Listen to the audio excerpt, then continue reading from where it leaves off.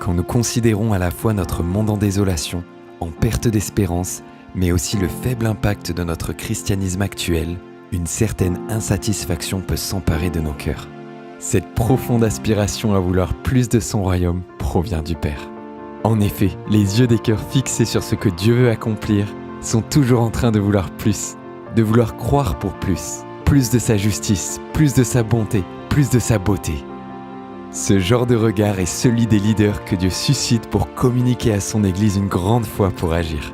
Leur profonde motivation est de la mobiliser et de l'équiper pour aller démontrer le royaume de Dieu et engendrer l'immense moisson que Jésus a promis. Et pour que tout un territoire soit impacté par l'Évangile, un très grand nombre de responsables est nécessaire et doivent donc être formés. Cependant, Jésus précise que ces leaders ne ressembleraient à rien de ceux du monde. En effet, il leur dit que « le plus grand parmi vous sera votre serviteur ». Alors, quelles sont les priorités absolues de leurs responsabilités ? Ils prient ardemment pour les perdus, pour ceux qu'ils forment, mais aussi pour ceux qui seront formés par ceux qu'ils forment. Comme le faisait Jésus dans Jean 17, verset 20. « Ce n'est pas pour eux seulement que je prie, mais encore pour ceux qui croiront en moi par leur parole. » Ils inspirent le maximum à s'engager pour la mission de Dieu en la vivant personnellement. Ils forment sans cesse de petits nombres de personnes pour leur montrer comment vivre une vie contagieuse dans notre monde. Partager l'évangile tout naturellement, mais aussi avec courage. Faire des disciples, démarrer de nouvelles familles spirituelles. Ces leaders disent plutôt « allons-y » que « allez-y ». Ils forment davantage dans l'action, dans les tranchées de la vie, que dans les salles de classe. Ils montrent l'exemple, ils modélisent. Leur leadership est donc d'influence plus que de direction. Dit autrement, en développant ce qu'ils équipent et en leur donnant toute l'autorité et la responsabilité pour accomplir leur mission, ces leaders deviennent leurs serviteurs. C'est ce style de vie que Jésus a démontré en lavant les pieds de chacun de ses disciples et en leur demandant de faire de même. Ainsi, pour ces leaders, la destinée, le succès et même la réputation de ceux qu'ils forment sont plus importants que leurs propres intérêts et ambitions personnelles. Leur réussite pourrait être donc mesurée par le nombre de personnes qu'ils ont formées et qui eux-mêmes se sont reproduits. Il est évident que Jésus en tant que leader faisait confiance à ses disciples, malgré leurs nombreuses imperfections et leur grand manque d'expérience. Et il n'a pas changé. Il a confiance dans le Saint-Esprit en nous et sur nous. Et c'est pourquoi il nous laisse décider nous-mêmes comment appliquer les vérités du royaume qu'il nous enseigne. À l'instar des disciples, très tôt envoyés deux par Jésus, un leader apprend donc en se voyant confier des responsabilités défiantes qui l'obligent à faire appel à l'assistance du Saint-Esprit. Il apprend en faisant. Il était important pour Jésus d'inculquer par exemple qu'un responsable ne doit pas s'élever au-dessus des disciples qu'il forme. Il l'a démontré en étant leur ami, en partageant tout avec eux, en parlant un langage au plus près de leur réalité et en faisant ce qu'ils pouvaient eux-mêmes reproduire. Il ne désirait pas laisser se développer une distance entre lui et ceux qu'il servait. Et il ne voulait donc pas qu'on l'appelle le Messie bien qu'il l'était absolument. Et de même, il ne voulait pas que ses disciples soient appelés rabbis. Jésus souhaitait limiter au maximum l'emphase sur les titres car il savait qu'ils sont susceptibles de provoquer l'orgueil, qu'ils ont le potentiel de nous faire ressentir être au-dessus des autres.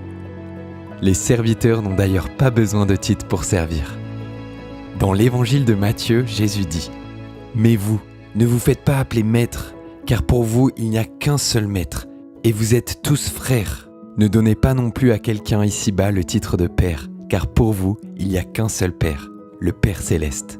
Ne vous faites pas non plus appeler chef, car un seul est votre chef, Christ. Le plus grand parmi vous sera votre serviteur. » Ainsi, dans les mouvements de multiplication de disciples, bien que les titres ne soient pas ignorés, on y accorde peu d'importance. D'une part, pour éviter qu'ils ne découragent l'ensemble des croyants à accomplir des actions extraordinaires et à faire l'œuvre du ministère. D'autre part, pour favoriser l'émergence de mouvements organiques et non d'institutions hiérarchisées. Les leaders serviteurs cherchent à développer une relation d'adulte à adulte avec les disciples qu'ils forment. Ainsi, ils sont à l'écoute et cherchent à entendre l'avis des autres sur les questions en discussion. Ils ne craignent pas d'être vulnérables et ouverts à ceux qu'ils accompagnent, et ce, au point d'accepter les éventuels reproches. La manière dont un leader répondra à ses opposants démontrera son humilité. sa capacité à se laisser interpeller. Elle révélera sa sécurité intérieure fondée sur son identité de fils et non juste de ministère. Son influence n'en sera que renforcée. Contrairement à un officier d'armée, un leader chrétien, quel que soit son niveau de responsabilité, peut diriger des projets, mais en aucun cas la vie des hommes. Il ne fait que leur montrer comment s'adresser directement à Jésus qui est le chef de l'Église et les aider à lui obéir. C'est pourquoi il doit apprendre à ne pas se conformer au modèle de leadership de ce monde, à identifier leur influence sur lui, à y renoncer et s'en dégager. Prenons quelques exemples. Le contrôle. C'est certainement la réaction la plus humaine et universelle quand une personne accède à des responsabilités. Cependant, tout contrôle direct ou caché tue la croissance spirituelle des disciples. Il est un frein inexorable au développement d'un mouvement et peut provoquer des séparations douloureuses. Le besoin de performance.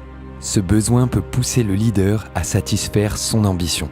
Il exerce alors une pression malsaine sur les disciples, mettant un focus exagéré sur la stratégie et la planification.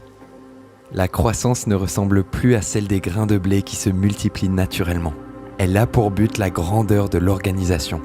Cette mentalité de performance pousse à la comparaison et rend difficile une collaboration efficace entre les églises. Le complexe de Dieu. Le leader se met à la place de Dieu sans forcément en être conscient. Il se voit comme en charge de nourrir spirituellement un groupe de personnes de manière constante. Cependant, au lieu d'être rendus capables de se nourrir par eux-mêmes et de nourrir d'autres, les disciples deviennent des consommateurs et accumulent des graisses spirituelles qui ne sont pas transformées en muscles spirituels. Cette pratique est un frein avéré à leur multiplication et les maintient donc tristement stériles. L'apôtre Paul, un modèle de leader, disait devoir combattre pour amener chaque disciple à l'obéissance de Christ, à ses commandements et seulement aux commandements de Christ. Non à lui-même, ni à des traditions d'église, ni aux principes qui régissent ce monde, mais à Jésus, le Seigneur de leur vie. Son style de leadership à l'image de Jésus a permis à ceux qu'il formait comme disciples de se multiplier au point où l'Église est devenue, dans tout l'Empire romain, un formidable mouvement de multiplication de disciples. Aujourd'hui encore, le Seigneur t'appelle à ouvrir les yeux pour voir la moisson et à faire de toi, comme de tous les formateurs de disciples, un leader selon son cœur, qui fait une différence autour de lui.